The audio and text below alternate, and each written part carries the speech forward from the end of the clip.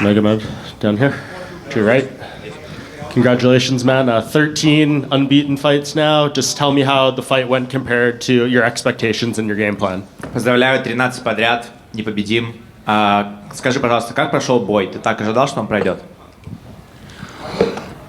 Спасибо за поздравление. Ну, бой прошел так. Я думал, что он будет идти вперед. Получилось так, что мне было очень тяжело его догнать. Thank you so much for the congratulations. I actually thought he was going to be moving forward, and it was really hard for me to catch him. Yeah, and you didn't shoot a single takedown as promised. So do you think this helped convince the UFC to give you that title shot? Is this the fight that you think got you over the hump? Как ты обещал, ты не пытался его переводить. Это и есть то, что хотел доказать UFC, что ты можешь спокойно биться только в стойке?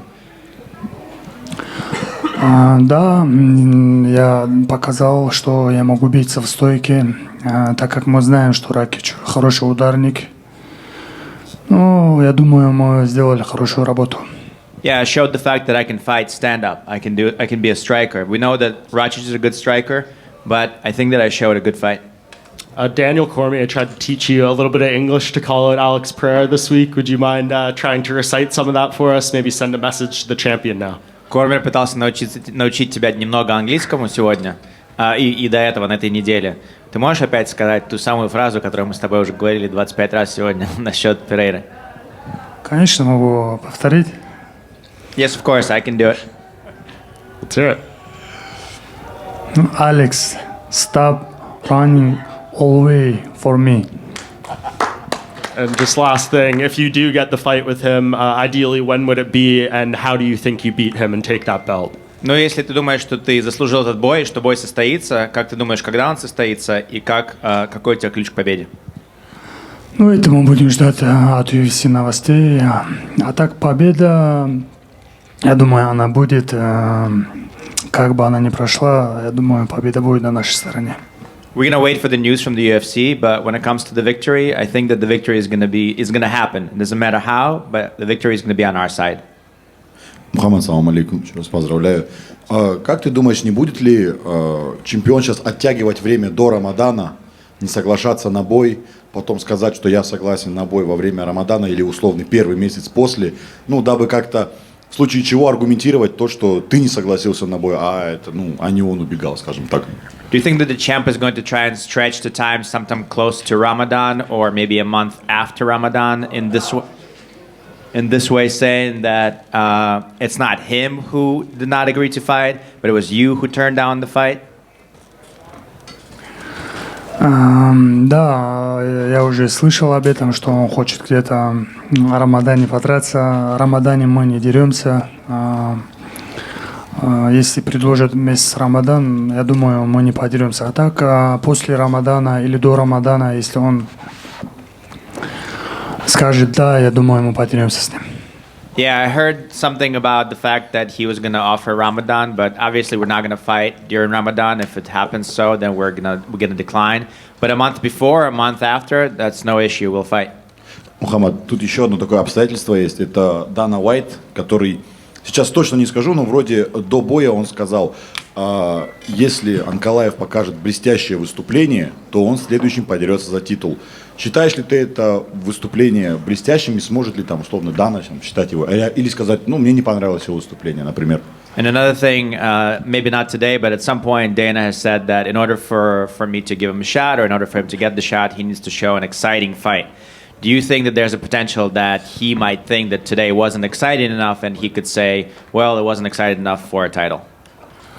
Да, я думаю, я показал все, что возможно. Я шел вперед. Получилось так, что соперник начал работать вторым номером, и мне было тяжело его догнать. В общем, я думаю, ему показали. Yeah, you know, I showed what I can do. I put 100% of myself out there. It just happened so that he started to work as number two and he started running away from me and it was really hard for me to catch him. So it didn't look as good as I thought, but I think that we showed what we needed to show. Вот сейчас Перейра тоже не раз говорил о том, что потенциально может там в тяжелый вес перейти. Если все-таки получится так, что он перейдет в тяжелый вес там за третьим поясом, к примеру, как ты думаешь, с кем тебя UFC могут свести в поединке за титул? You know, Pereira has временного чемпиона или кого бы там ни было. Спасибо. You know, Pereira has spoken before that he potentially could move up to heavyweight. Let's say that he does move up to heavyweight. Who do you think that you'll be able to fight in light heavy for the title, or maybe for a what is it called? Interim title? Thank you. Ну, я думаю, мне все равно, с кем биться в этом дивизионе. Я уже, можно сказать, бился со всеми стопами. И если получится так, что Перейра уйдет на тяжелый вес, и мне будет все равно. Кого поставят в UFC, с тем подерусь. You know, it doesn't matter. I've fought a lot of the tops in this division, and if it just happens so that he goes to heavyweight, then whoever UFC puts in front of me, that's who will fight for the title. И последний вопрос от меня. На фотографиях перед боем за неделю фанаты заметили что-то похожее на рану, начали опять на там, стафилококк вписывать. Что это было на коленке, если не ошибаюсь? Действительно ли были какие-то проблемы со здоровьем, или это просто какие-то там натертости, потертости во время там тренировок? There was a picture that came out about a week before the fight that got the fans concerned. There was a lot of staph rumors. Could you please explain what that was on your knee? Was it something that basically just you got hurt in practice, or was it something wrong with your health indeed? Ну, ничего такого не было. Это была простая рана, и как бы я тренировался с этой раной, у меня она начала чуть с раздражения, что ли, такое. И, в общем, ничего такого не было. Это просто рана. No, it was just a scratch. It was nothing serious. I was just training with it, and maybe it got a little inflamed, but it was nothing big. Hi, Mohammed. Yusuf here. Congratulations for the win. Many believe that if someone in light heavyweight would beat Pereira, it's Magomed Ankalaev. However, we saw some tweets for you that you will go and strike with him and knock him out. Don't you want to utilize your wrestling as something different? Многие считают, что если есть кто-то в этом дивизионе, кто может победить чемпиона Алекса Перейру, то это именно Магомед Анкалаев. Но как ты думаешь, для того, чтобы его победить, ты сказал, что ты готов с ним стоять только в стойке и бить его в стойке. Не кажется ли тебе, что тебе все-таки нужно будет подключить борьбу для того, чтобы уверенно победить? Конечно, эти бои, я могу бить с ним в стойке, я могу его бороться. Я думаю, это бой для меня не такой тяжелый бой. У меня были бои намного тяжелее. You know, it's MMA, so of course I can strike with him, I can wrestle with him. I mean, I don't really think that this is going to be that much of a hard fight for me. I think I've had harder fights in the division. Thank you.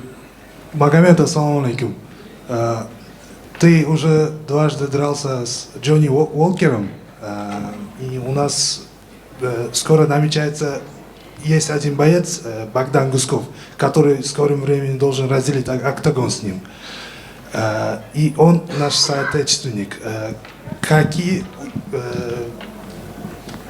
advice от твоих сторон Богдану Гускову ты бы дал ему советы против боя с Джонни Уолкером? Спасибо. There's a fighter, Johnny Walker, that you've shared the octagon with twice. Now we have a fighter from our country that is going to fight him. His name is Bogdan Guskov. If you had an advice for Bogdan about the fight against Johnny, what would you advise him? Что бы я мог сказать? Джонни Уолкер, он такой боец, очень нестандартный. Чтобы против него что-то готовить, это очень тяжело.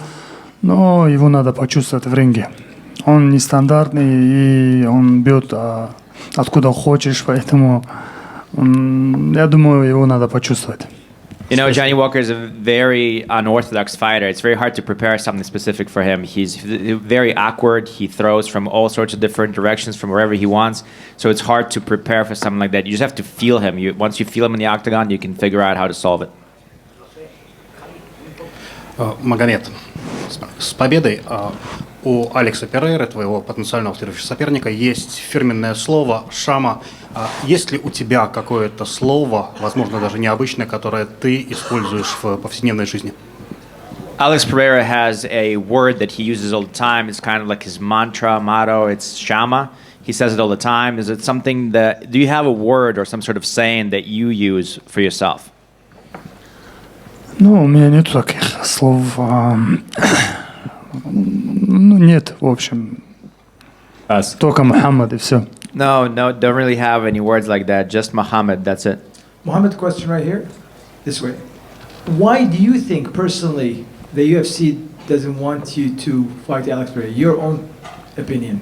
Почему ты думаешь, вот именно ты, как ты думаешь, почему UFC не хочет, чтобы ты бился с Перейрой? Твое мнение.